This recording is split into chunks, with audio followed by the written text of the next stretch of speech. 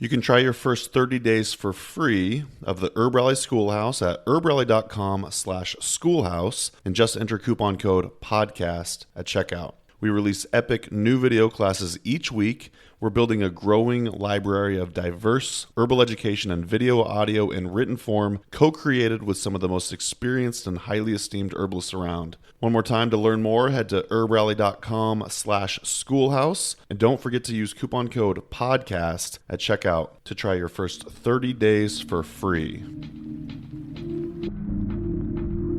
A little bit of housekeeping before we get into the show. The content in this podcast is for educational and entertainment purposes only. It is not intended to cure, diagnose, treat, or prevent any disease. This information has not been evaluated by the Food and Drug Administration. We are not doctors, nor do we play one on the internet. Please seek advice from a qualified healthcare professional. Okay, MC Calico, take it away. Yeah. Smoking herbal blends. We need some Mullen and some Kush, my brethren. While listening to Herb Rally podcast again. Herbalism at its finest with Mason Hutchinson. Yeah. Hi, everyone. Welcome back to yet another episode of the Herbalist Hour. Today, I'm joined by none other than Maria Noël Groves, esteemed author and herbalist. So it's great to have you on today, Maria. Thanks so much for having me. It's always a joy to chat with you. Yeah, we got to hang out a little bit in my hometown of Eugene at the Free Herbalism Project, hosted by Mountain Rose Herbs. Man, I don't even remember how long ago that was. I would say that was probably, 2018, maybe, something like that. I think it was 2019. I think, okay. I'm not 100% sure, but I think that my second book had just published. So the last, decade seems to be marked with whether I was promoting a book or writing a book. And that's how I've been tracking my years. And it's dawning on me, we also probably hung out quite a bit at the Mother Earth news fairs over the years. Yeah, at least a little. I know I first met you at my first Mother Earth news fair, and it was we were on a bus, on the T bus, the free T bus, and Rosemary was there, and you were there, and I just remember it was my first big event, like to promote my first book, and I was just like, oh my goodness, I'm on a bus with Mountain Rose people and Rosemary Gladstar, and this is just like a magical moment kind of thing. So that was the first time I met you, as far as I'm aware. That's so cool. So it was on Giuseppe Spatafora's free tea bus.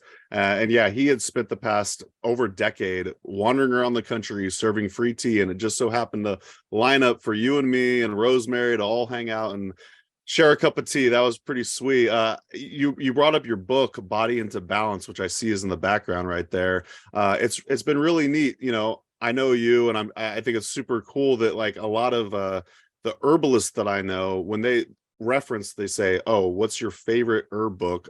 And I'm not just trying to, like toot your horn or whatever, but a lot of people say that. In fact, I want to say some herbalists even say it's a part of their herbal curriculum for their school.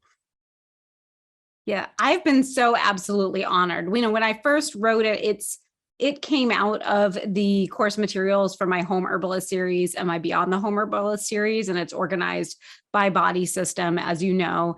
And it came out at a pretty good time, and where there was a little bit of a lag, where we had a whole bunch of herb books that came out around 2000, 1999, around that. And then we hadn't had a whole lot of newer herb books that had come out. And there really weren't any like that one, at least when I first started writing it. And by the time it was published, I think there were a couple other books that also had a body system, Western herbal approach. And so when it came out, I did pitch it to a couple herb schools and was like, hey, I know this is the way a lot of us teach, but there aren't a whole lot of books out there like this. So, Story would be more than they're the publishing company, Story Publishing. So they'd be more than happy to send you a review copy if you want to review it. So I did sort of actively send it out to some of the herb schools, but then I wasn't sure where it would go at that point, because I knew folks in my local community, but I wasn't really known outside of New Hampshire at that point in time. And it was a little bit of a sleeper book when it first came out. And then the interest has just been building. And I've been so incredibly honored that people really did seem to like it a lot. And that, I hear a lot of really kind words about it through social media and different schools. And so every now and then I'll be at a conference and somebody will say, oh, hey, we're using your book in my school. And like, I'm so honored. So it's been a really, really awesome experience with that. I almost asked you if it became so popular, because you were going around to these different events and stuff and promoting it, but then I realized that's probably not the case. It's probably, started out slow because, maybe that's just how it goes with books.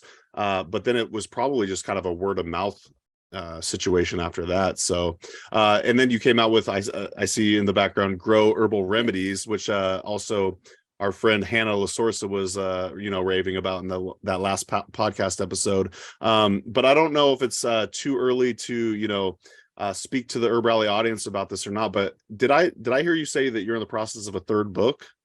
I am. Yeah, I actually was listening to your podcast or your interview with Hannah, and I was smiling and laughing, and it was really nice, all the sweet things you guys said. So yes, there is a third book in the works. I can't really tell you the exact topic because it's not going to be out until spring of 2024.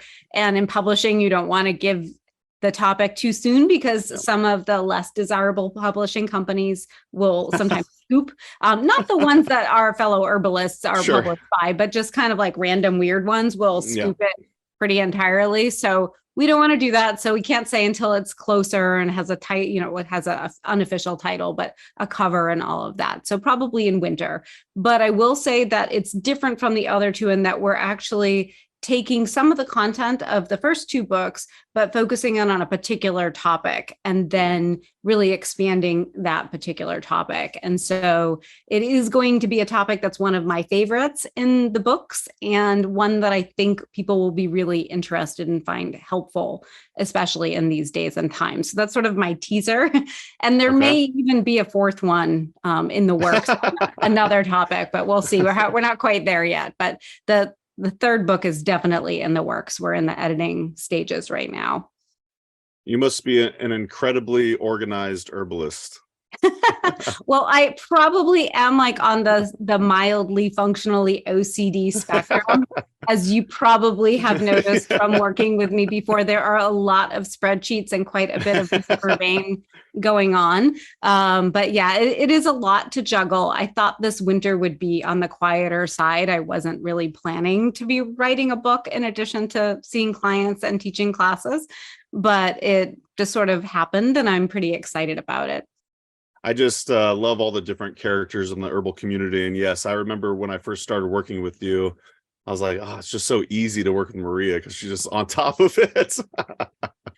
I'm so happy to hear you say that. I also know that especially when I'm working with more like laid back type folks, that I can come across as quite annoying. So, so I'm glad to hear that you found the experience positive to work with me. Yeah, for the most part. No. Well, very cool. Well, I didn't anticipate just jumping right into book talk, but I'm glad we did because I was curious about that third and fourth book. But yeah, let's kind of get it rolling with asking you about how you got into herbalism. I don't know if I've ever heard the story before. Oh yeah, I'm happy to chat about there. I have various different origin stories, but I'd say probably the simplest one is to say that when I was in college getting my journalism degree, I had a really, stressful, traumatic set of events that happened. And I was already pretty a bit on the anxious, high-strung side, but not anything that I'd ever really noticed before. And that experience really brought it out. There was quite a bit of PTSD, insomnia. I was having panic attacks, which I had never experienced before, at least not that I'm aware of. And at that same time, I was starting to delve into just a little bit of dipping my toes into herbalism. And it finally dawned on me that I could potentially work with herbs to support that. And I was such a baby herb student at that point in time. I didn't know what to do. So I went to my local herb shop, and this was in the 90s, probably about the mid 90s. And they hooked me up with kava for anxiety and valerian to help me sleep. And I did, of course, a lot of deep work too, as anybody knows who's been through any sort of traumatic event, that it's not just about taking an herb. It's also about doing some of the deep work. But the herbs were really, really, really helpful to help reset things a bit, make it so that I could actually sleep a little bit at night, down-regulate those panic attacks. And from that point on, I was really hooked and really delved into herbalism full-fledged from that point on. So then I ended up working at Natural Health Magazine covering their herb beat. And then I left that to study herbalism with different teachers, including Michael Moore and Rosemary Gladstar, Nancy Phillips, and other folks along the way. Did you go study with Michael Moore in person? I did. I was one of the last few years that he taught. He was not in super great health at the time, but still an amazing teacher. And I'm extremely grateful that I had that opportunity. I'll say that my wedding day was the best day of my life, but the time that I was in herb school at the Southwest School of Botanical Medicine was the best time period of my life so far. Wow. Yeah, I would have loved to have studied with Michael, and I would actually love to create some sort of compilation on Herb Rally where I got a bunch of previous students to just kind of tell stories. He just seemed like such a fascinating and super funny guy, and what a cool experience. I had no idea that you came from the Michael Moore lineage, but I always give mad props to everyone that did. So very cool. Yeah, it was such a great experience. I think it was Nicole. Is it Nicole Telkish? Is that how you say her last name? Yep. I believe it was her that I just saw on social media that they've started an Instagram page to honor Michael and Donna. And so I think there are some other folks who are also thinking of compiling that kind of information. I still have all the recordings. As a class, we recorded everything and then shared the recordings amongst each other. And when I was on that first book tour in 2016, I re-listened to a pretty large chunk of that 500-hour program while driving around the country. And even, years later, because that was 2004 that we were in school, he was still cutting edge. I mean, there were things that he talked about in those classes that were just starting to become popular in, later years. So he really was pretty brilliant. I do have to say a quick plug for them. It's swsbm.com. I want to say Southwest School of Botanical Medicine. And I believe his wife, Donna, actually made all of his classes available for free. Yes. Have you heard that? Okay. Yeah. I'm yet to take advantage of any of that, but it's just a super great resource. So it's worth looking into for sure. Yeah, it is pretty awesome. I know that I haven't gone through it, but I have accessed it and looked at it. And, they're older recordings technology wise, but it's what an absolute gift to have access to that for free. And I think they did that on one of the last few years that he was teaching to sort of hold that training and that knowledge for years to come, which was awesome that they did that. Not to make it the Michael Moore hour, but do you have any idea what the logo means? Because it's one of the coolest logos in the herbal community, as far as I'm concerned. I wish I did. You're not the first person to ask me, but I don't think anybody ever asked me when I was in herb school. So I never got the chance to ask Michael. So I don't know. I'm going to get to the bottom of this. And yeah, just for the listener, if you look it up, it's like this guy with his hand on his chin and he's looking at like a lizard or something like that. Yeah. And I know there's like a leash, but it's like a weird, like there's a leash, I think, on the lizard, but it's not actually being held by the man. Like it's sort of it's definitely an odd logo, but really interesting. Well, if you, dear listener, know what that actually is, please leave it in the comments of the YouTube video and let us know, because I'm super curious. But let's talk more about Maria. All right, Maria, do you recall like a first plant experience that you had? Like you kind of told us about some of your mentors and your early experiences getting into it. You did the deep work, but do you remember a specific plant that kind of called out to you? Oh, I'm sure there are so many. Well, I will say that wintergreen, my business name is Wintergreen Botanicals. And so wintergreen is a very common plant in New Hampshire and throughout the Northeast. We have very dry, acidic woodlands, and that's where wintergreen likes to grow. And when I was a kid, I grew up in a house where we were sort of like a cross between rural and suburban. So we had a lot of woods around us, but we're in a neighborhood. And so I was able to go and play in the woods as a kid. And that was one of the first plants that I ever really learned about. And so I would chew the leaves when I would be out there, or just sniff them because they smell like wintergreen. And I've not really worked with it a whole lot medicinally. It's not a plant you'd want to take large doses on a regular basis internally because it's not that safe in really high doses. But chewing on a leaf here and there, I still like to do that. It's one of the plants that if I'm out walking in the woods, I love to grab a leaf and chew on it. And I just feel more connected with the forest. Or if there happens to be a little tea berry or checkerberry on that, the wintergreen berries are kind of dry and mealy, but they taste like wintergreen with a little hint of sweetness. And so I also, if I see a lot of berries, I'll usually nibble one of those. I can't say I've actually ever consumed wild wintergreen before. I remember an old coworker when I worked at Mountain Rose Herbs was always, I want to say they were always trying to get it in stock. We never carried it at Mountain Rose Herbs. And is it one of the main ingredients in root beer? It would be a potential ingredient in root beer. You could also use birch bark, which is probably easier to harvest in larger quantities. Wintergreen plants are really small. So even though they're very abundant where they grow, they sort of carpet the forest, but they're so tiny that if you were going to harvest them commercially, you could really decimate a population just to get 1 pound of dried plant material. So that might be one of the reasons they're not as popular in commerce. Also, I remember Michael saying that they mold really, really, really easily when you're drying them. And so he had done small batches and had some tips for drying, but I've never even bothered. I have tinctured them and fresh and used the tincture a little bit, but mostly I just enjoy nibbling the leaves while I'm out and about. That's neat. Yeah, I love that herbalists a lot of times will like name their business or their school after one particular plant that kind of calls out to them. And prior to taking the Columbine School of Botanical Studies in Eugene, I had no idea what a Columbine's was, but I remember the first time I saw it in the old growth forest out here in the Northwest, I was just kind of blown away by its beauty. And I'm like, okay, I could understand why someone would name an entire school after that plant. So that's neat that you had an early experience with wintergreen, and thus I'm going to name my whole business out of it. Yeah, I was in herb school in the Southwest when I came up with the idea because we were all kind of chatting about what are we going to name our businesses?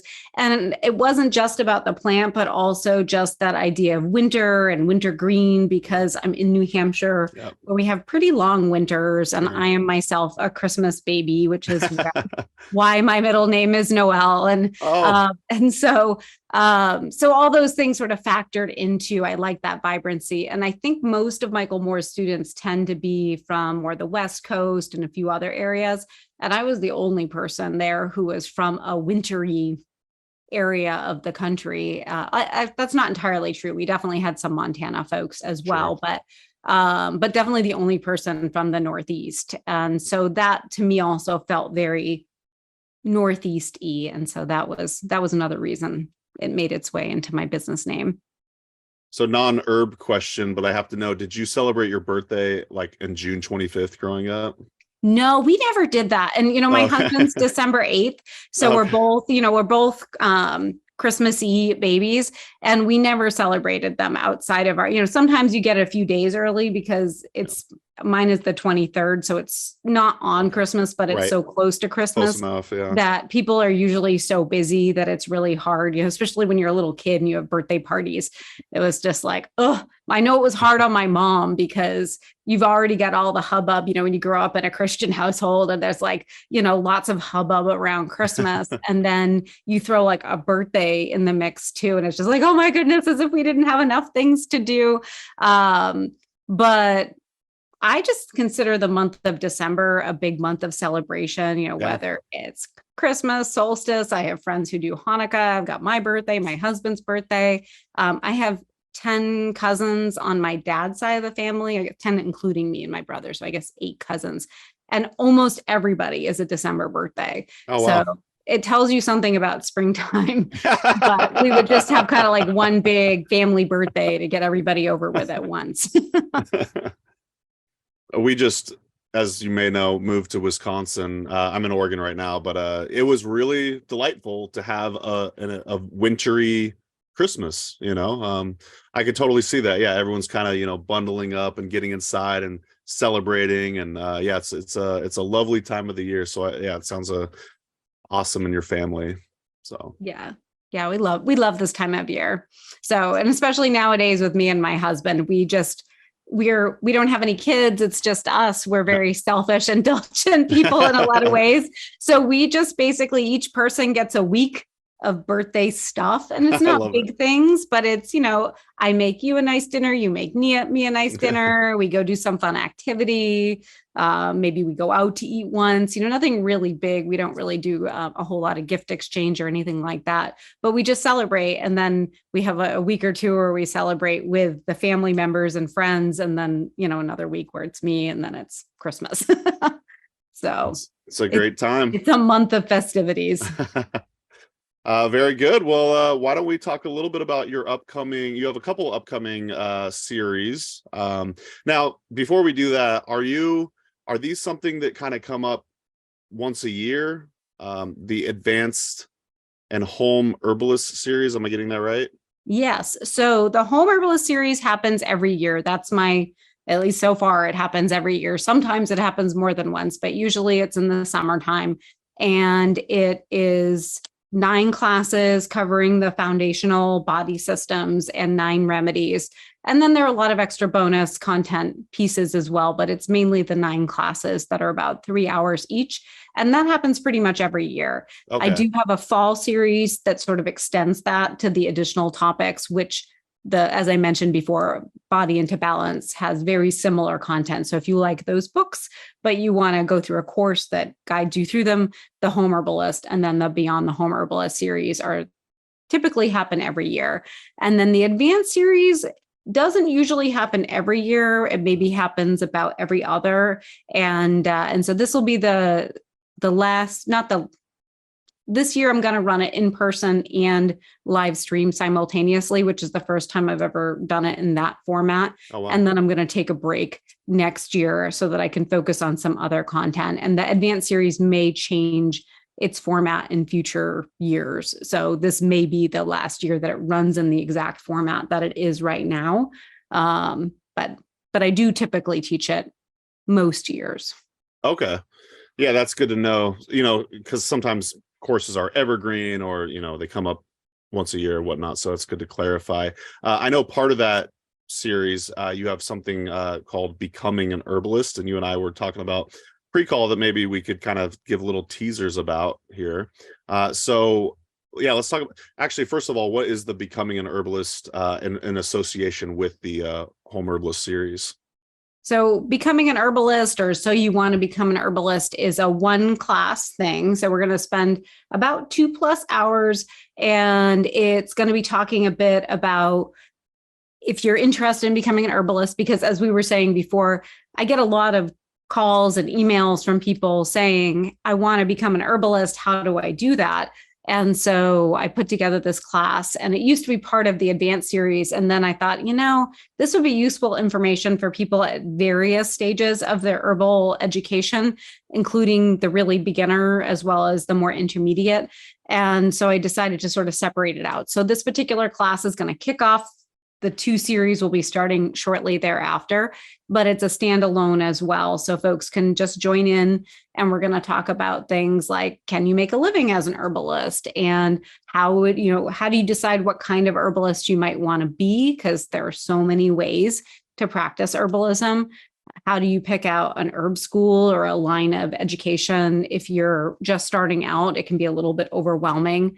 And when you're new, you don't necessarily know who all the teachers are and what kinds of questions to ask to make sure that you get matched up with a program that suits what you want to do as well as your learning style the best. We talk a little bit about the business side of things, financials, logistics, regulatory stuff. So we really cover a lot of ground in that one class. And then we're going to open up the last hour. So it's 2 hours of lecture-y webinar stuff, but then the last hour will be a chance for just open questions. And as you probably know, I'm a very open person. You can ask me just about anything, and I will give you an honest answer. Okay. And so I am looking forward to seeing what questions pop up and answering questions in that forum.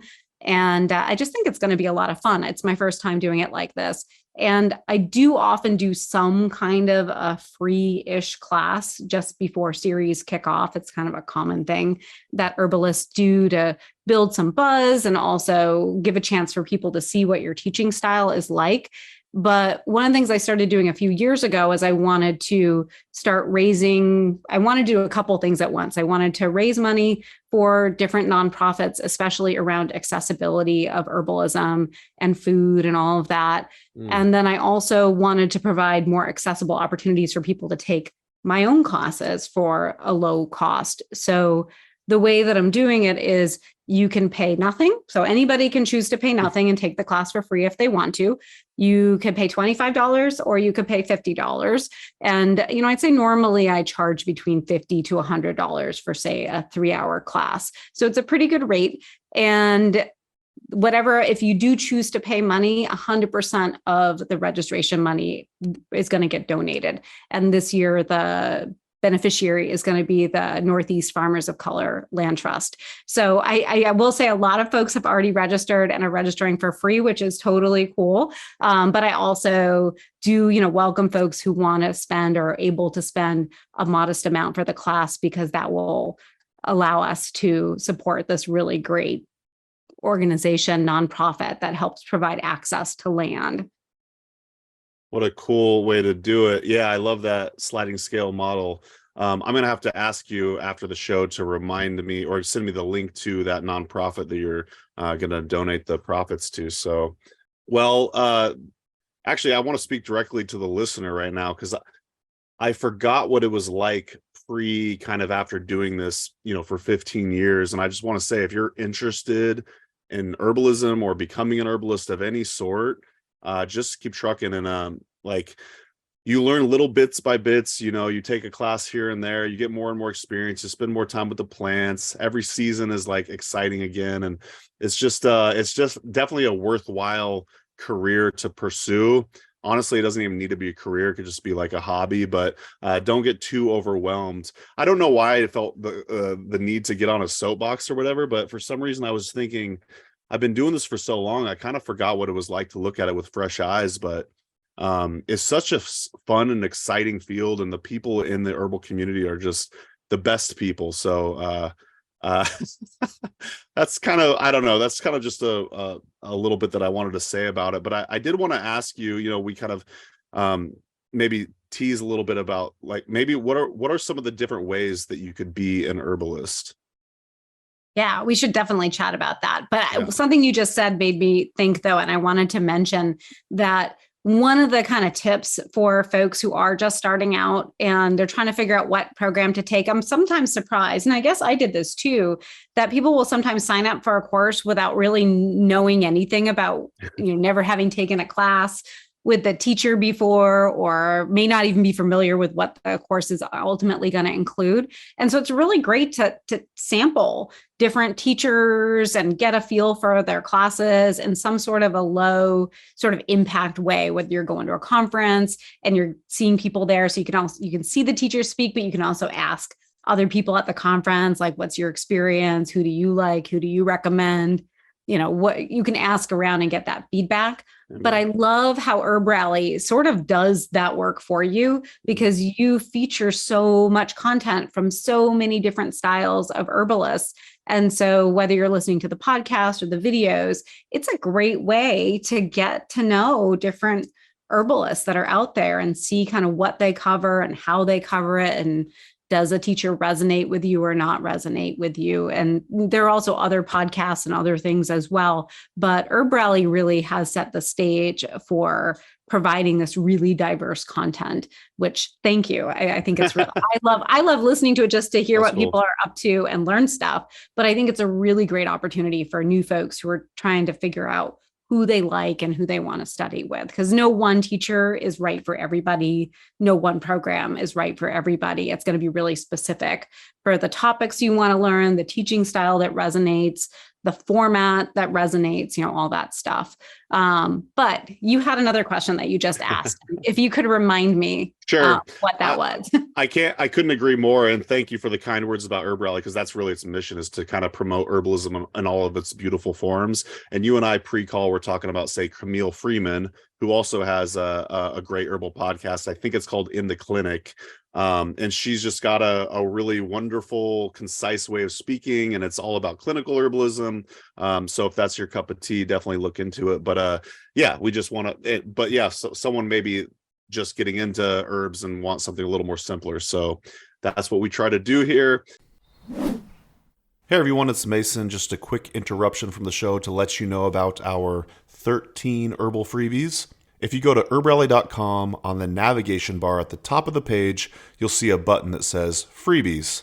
Just click there and you'll sign up for our email newsletter. And in exchange, we're offering 13 herbal freebies. That's ebooks, webinars, videos, downloadable audio, and discounts to cool herbal companies. So if you'd like to check out these freebies, as well as sign up for our email newsletter, we update you about current events, new monographs, new videos, etc. Just go to herbally.com and click on the button at the top of the page that simply says freebies. Okay, that's it from me. Now back to the show. The question was, what are some different ways of being an herbalist? Yes, there are so many. So I can start with some of the ones that I personally do, because that's near and dear to my heart and part of my daily life. So of course, there's being a clinical herbalist and seeing clients and doing that consult with them, whether it's virtual or in person, and helping to support people in their health goals and optimal well-being, with herbs as one of the primary modalities.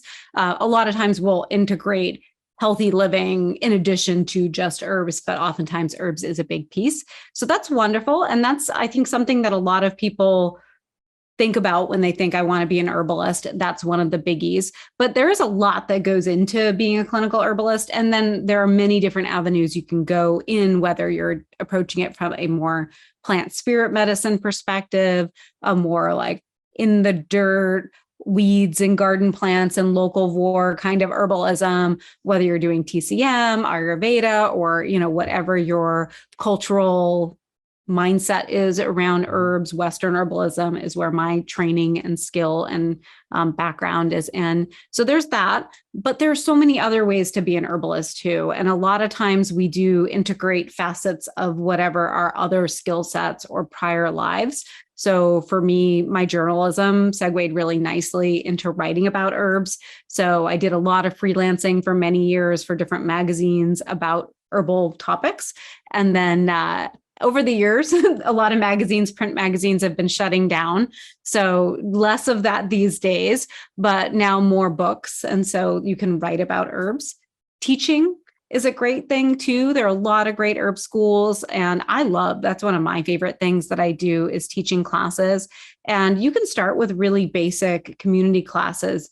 Whatever the topic is that you want to teach on should be something you're somewhat familiar with and skilled in, but you don't have to know everything. You just have to know what you're teaching about. So when folks are starting off, they can teach really simple classes that the general public will often really, really enjoy. And then you can branch out from there, and you do learn a lot about herbs as you're teaching too, and you're preparing those materials. So those are the main things that I do that are pretty popular ways of being an herbalist. But I mean, for example, you do this whole different side of things where you're sort of a gateway to herbalism through education, connecting people, podcasts, videos, events. There's that side of things. I know folks who are event organizers for herbal events. You can, of course, be a grower. You can be a product maker. That's another really popular way to be an herbalist. And, just on and on and on from there. I don't know if you have any additions, but those are just a few of the many. You could work for an herbal company. Yeah. I think you covered a lot of them. And going back to me and Hannah's conversation, this is, I don't know if you can see Kitty. Oh, I saw that you had gotten a new kitty. Adorable. Yeah, he's probably sleeping somewhere. This is Zilla. Oh, this is not the new kitty. No. But yeah, Hannah and I were talking about just and you kind of mentioned it too, but combining your like core strength or one of your core strengths with herbalism, and then boom, the middle of that is kind of a job. And that's basically what Herb Rally is basically my skill set, which is kind of helping connect people to herbalism. It's just a website based around that. So yeah, kind of whatever your skill set is, if you are passionate about something, and then just combining that with herbalism. But yeah, really, I think it's just the limits are your own imagination. There's so many different things you could do. I worked for Mountain Rose Herbs for 11 years, and I consider myself, here he is. Oh, nice. Yeah. But yeah, I think it's a good idea to experiment. I think it's a good idea just to kind of get in the field. Say if that's just working at your local herb shop, and then that's a gateway to the next thing. Yeah, when I first started getting into herbalism, I remember it was just this like insatiable, curiosity. And so I went to the community college, and I started taking a class with KP Khalsa, who teaches Ayurveda and TCM here in Eugene, actually. But yeah, then it just kind of one thing led to the next. So I would say just start somewhere and then follow your curiosity. I totally agree. And I also worked in natural food stores when I was in college. That was one of my college jobs. And that, I'm sure, helped launch me. I ended up working in the supplement department. And then I ran the supplement department at another natural food store before I launched my business. And it's a great way to, it's usually a low paying job, although herbalists, we tend to be kind of used to low pay. It's not, there are probably a few herbalists out there who make megabucks, but generally speaking, I think most of us, it's a calling. But working in natural food stores retail is usually not super high paying, but it's a great way to interact with people. So I loved learning what people were working with, what was working for them, what wasn't. Anytime somebody asked a question that I didn't know, we'd pull out the herb books and look things up. And it was just such a great opportunity. And there are so many of those opportunities to play around and see what you do. Like when I was first starting out, I tried making a few products to sell at something. And I was like, wow, I really hate doing that. That's not my thing at all. And that was before all the GMPs and the regulations came out. But even before that, I was like, yeah, that was stressful. I didn't like that at all. I organized the very first urban garden day in New Hampshire.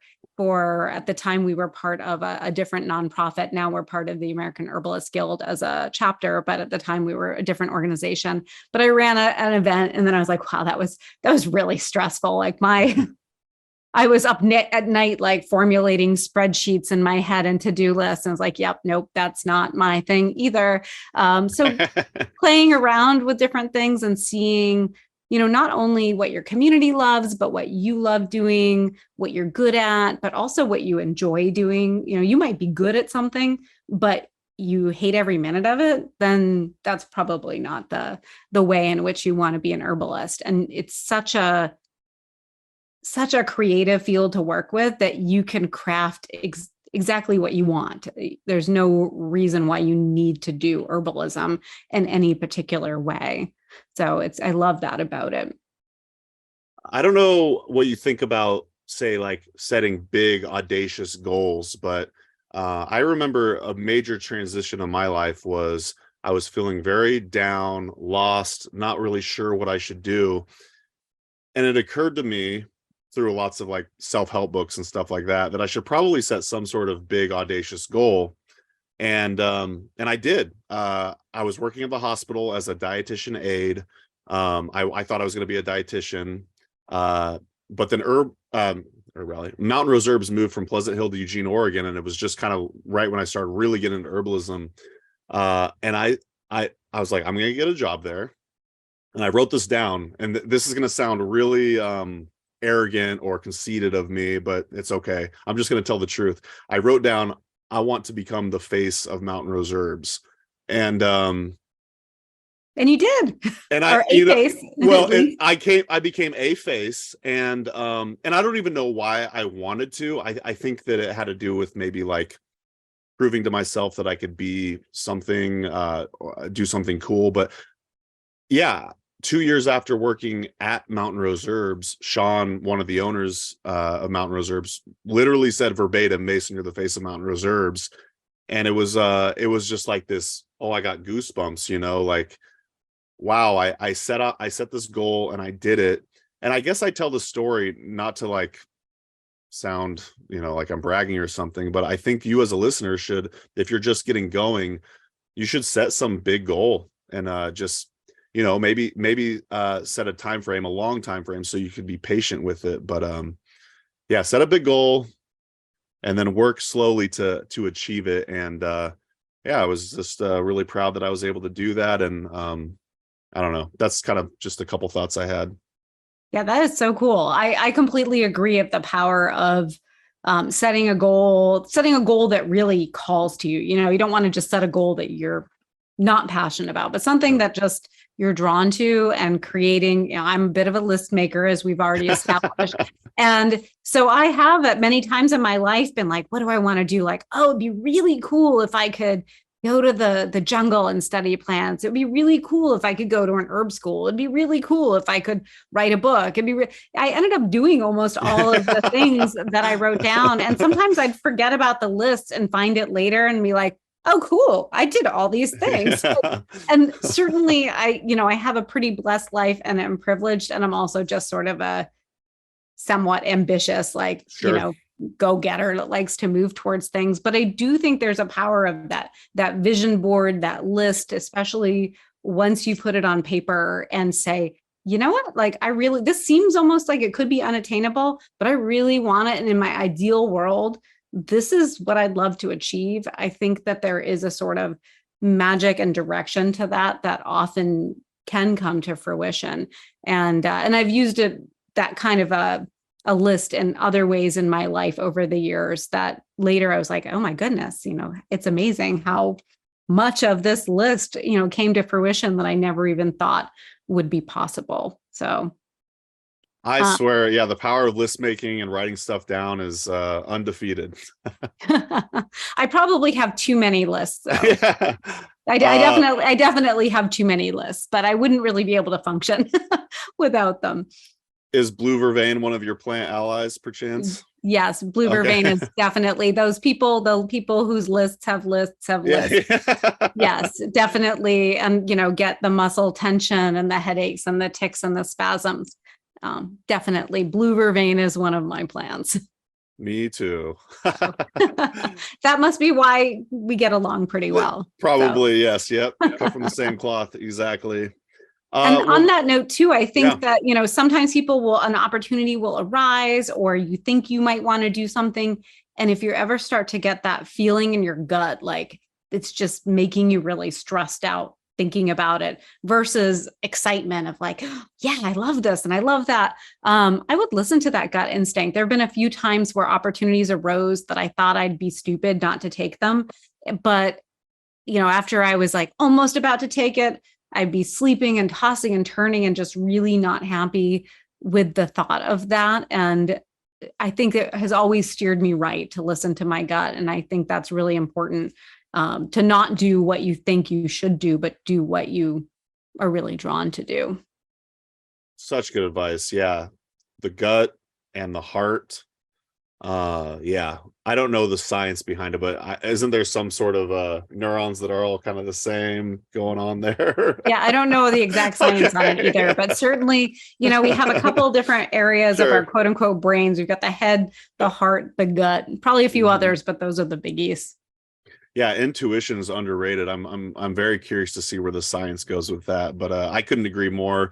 Anytime I followed my gut or my heart or my spirit, yeah, it's pretty much led me to the correct answer most times. So good. I'm glad you called that out. All right, so switching gears a little bit, Maria, do you have any advice for working the business side of herbalism? I really think that you need to honor who you are and what kind of a person you are as an herbalist and as a business owner, because everybody's going to do things a little bit differently. And the way that I do things might really not resonate for somebody else. But I do think that in business, it's nice to keep, you've usually got a lot of things going on. In fact, I was listening to one of your most recent, and you'll have to remind me what their name was, that just got published on the Herb Rally page today, I think. Alex, Queeth and Payne.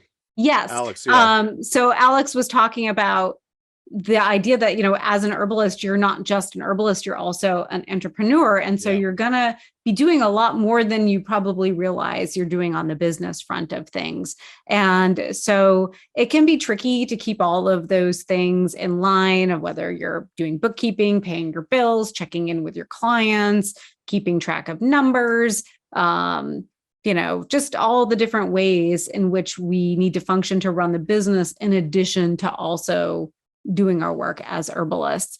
And so I think that it can sometimes be a little bit overwhelming for folks. That's where, for me, those lists come in really handy to keep track of what are the things that I need to do today, this week, but then also having whatever those bigger long range goals, because usually I have something big that I also want to be doing in addition to my day to day. And it's nice to keep your eye on both of those things so that you don't lose track of either one. And so it's a little bit of a juggle, and however that works for you.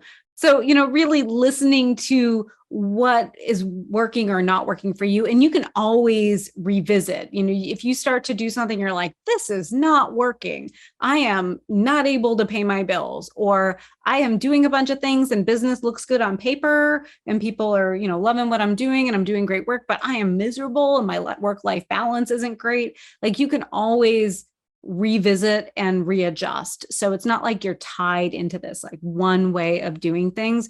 It's good to keep reassessing periodically and just seeing what's working and what's not. And it's a constant shuffle of trying to make it be what's right for you. But you also don't need to be all things to everybody. And I've heard plenty of other herbalists say really similar things. And I know for Camille, who does I love Camille's work.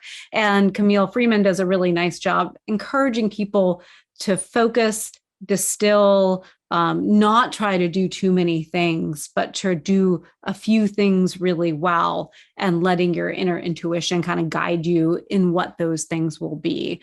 And so I don't know if I've answered, exactly what your question was, but I think those are all some things that come to mind for me on that business side of things that can be really helpful in the big picture for folks. It's definitely food for thought. And just to kind of comment on it, I will say, when I used to work at Mountain Reserves in the customer service department, a lot of people thought that what I was doing was running through giant fields of lavender.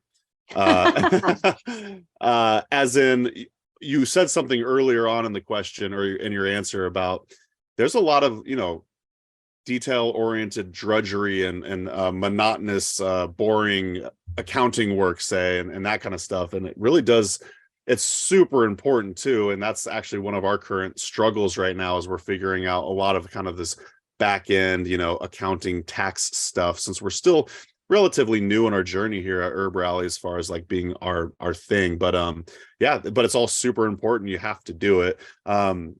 That aside, I just wanted to kind of highlight that, it's not all fun and games and running through fields of lavender.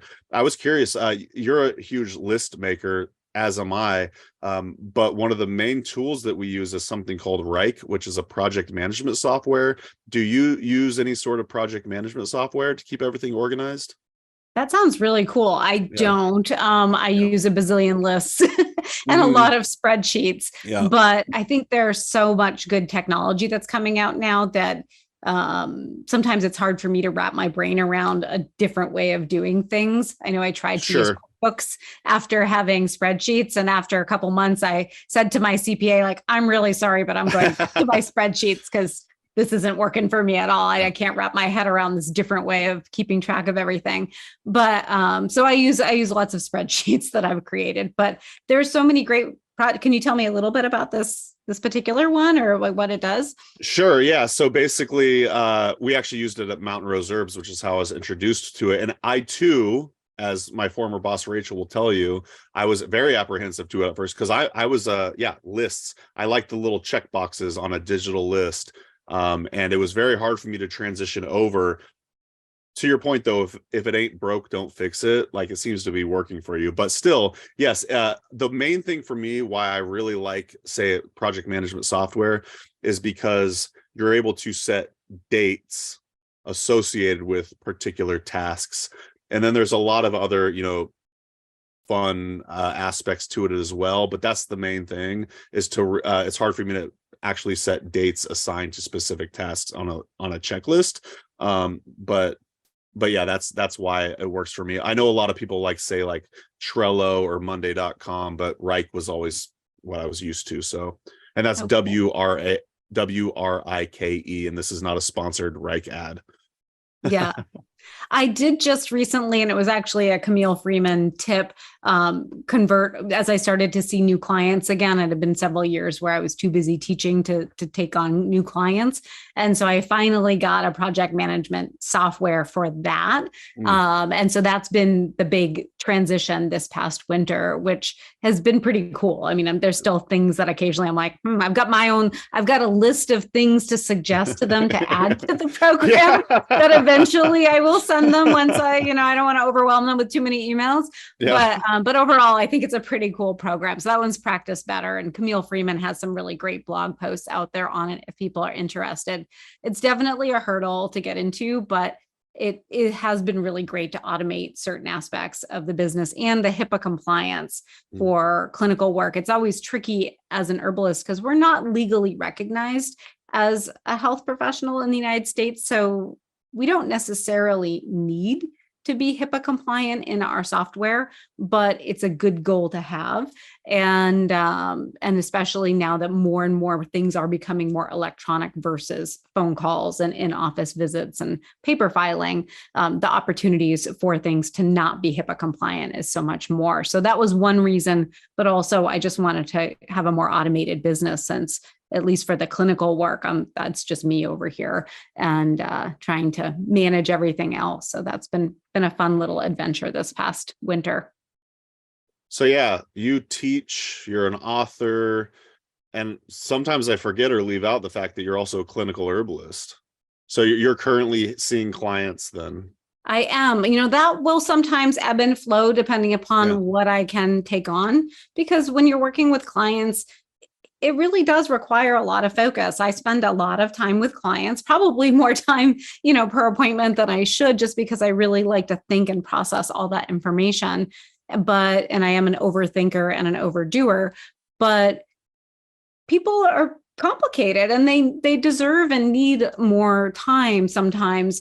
And so if my schedule is really busy with other article deadlines or book deadlines or class deadlines, then I don't feel like it's fair to clients for me to try to shove folks into these little tiny windows. I need to still be available for them when they need that support. And so sometimes I'll have to scale back, but I've really missed working with clients. And so I purposefully scheduled this winter to be mostly free of classes so that I could take on clinical work again. And I've really enjoyed it. And I'm hoping that by setting up some infrastructure that I'll be able to see clients more regularly, even once the classes start back up again.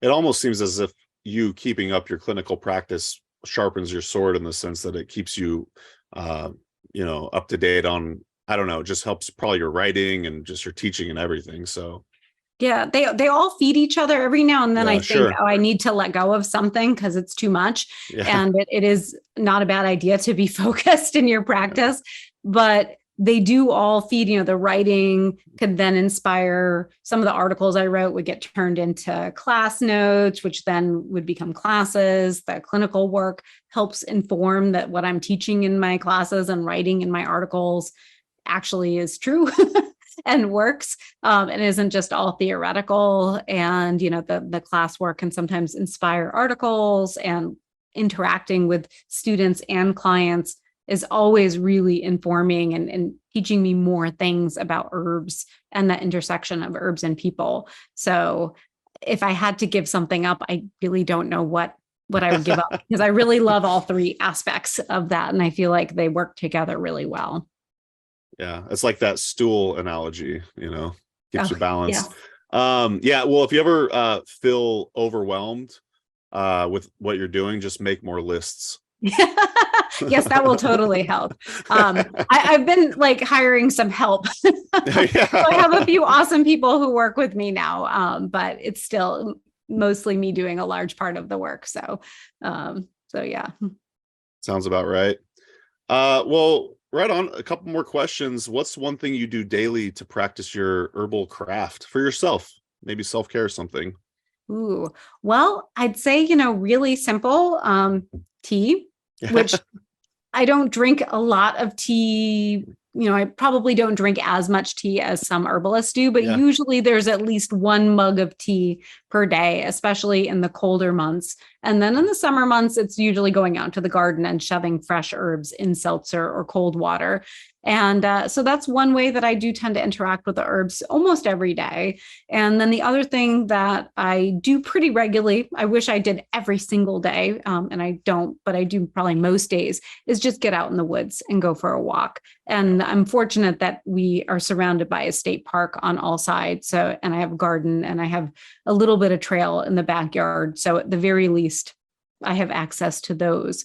But that being out in nature, connecting with the plants, pretty much any herbalist will tell you that is so important and deep and meaningful and such a great way to decompress. Since so much of my time is in front of a computer, it's nice to break away and actually connect with the plants directly.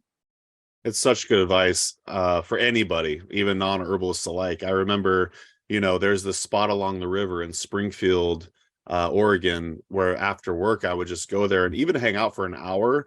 And it's astonishing how even after just an hour, and you're still kind of in the city, but it felt like I was surrounded by nature. And then I would leave the river, and it would feel as if I had a day off that day. It's so restorative. Yeah. Yeah. And it's a good point too, that even if you don't live in the middle of a state park, basically, you still can usually find those pockets. Maybe it's walking through a neighborhood that has a really nice little pocket garden in front of their yard, and you just watch the plants grow throughout the season, or going to a park in a city. When I lived in Boston, I lived in Jamaica Plain, which has more green space per person than any of the other little boroughs, if you will, of Boston. And so I would regularly go to the Arboretum, the Jamaica Way, Jamaica Pond. And, but I also would just look at the plants that were in the abandoned lots on my way to the subway. And those little connections were really great. And at that time I was still pretty new to herbalism. So it was like, ooh, what's this plant? What's this flower? And getting to know them. I stayed at an Airbnb in Jamaica Plain before. I want to say that was the same trip that we visited was it the Harvard Museum? What's the museum with all the natural, or I'm sorry, the glass blown? Yeah, that's the Harvard. Yeah, I believe it's Harvard. It's in Cambridge. So cool. Yeah. If you're in the area, definitely check out this glass blown plant display. Glass flowers. Yeah, they're insane. Amazing. Yeah, super cool. And it's right next to a giant gemstone display, if I recall correctly. Oh, yes. Yeah. Well, let's do one of these random questions to get to know Maria a little bit better. All right. Oh, I can't do that one. I just did that one yesterday. I interviewed Sabande Greer. I think I maybe told you that. Yes. Yeah. I saw Sabande speak at the 2019 International Herbal Symposium and loved it. So I'm looking forward to seeing that recording when it releases. It's a good chat. What was the last show you binge watched? Oh, well, right now we're binge watching The Good Place. We do love I love watching superhero shows. So, but my husband won't watch those with me. So we usually watch comedy. So we're on The Good Place right now. We just went through the whole Big Bang Theory. He actually went and started to rewatch it again, but I'm like, no, I'm good with one round. I don't know. I'm sure that, and we do the Stranger Things and all those kinds of shows as well, for sure. But yeah, I love the superhero stuff. So that's usually what I'm watching. Cool. I had no idea you were into the superhero stuff. That's awesome. Yes. Did you have you finished The Good Place? No, I think I don't know exactly where we are in the grand scheme of it, but yeah, no, we're still, I think maybe season 2. I watched that with my daughter and she loves it. And I don't know if you know this, but it was created by the same people, I believe, as The Office, Michael Schur. But yeah, super underrated or underappreciated, funny show. Very weird, very weird. But I gotta say, I'm stoked for you to finish it because there's a very sweet ending. So Oh, that's cool. all. That's all I'll say about that. But I really enjoyed that. And yeah, part of the rules of the game is I have to answer too. We're actually, believe it or not, watching Breaking Bad right now, which is incredibly intense. I feel like I'm always a decade behind on shows, which this one I think was created in like 2013. So I kind of get what all the fuss is about, but at the same time, there's definitely like very disturbing scenes and difficult to watch moments. But overall, I'd say it's a pretty good show. Yeah, we watched, I think, one episode of that. Yeah. And I don't know if it just wasn't quite the kind of show that I liked, which is funny because a lot of my superhero shows can be pretty disturbing in their scenes as well. But for some reason, it's not as disturbing when you add some fun action scenes to it. Amanda and I actually did watch the first episode a year ago as well, and then we were like, nah, but we gave it another shot. So yeah, I feel you on that. It does get worse, so it's worth watching. So very cool. Let's end it on what's your favorite part of being an herbalist?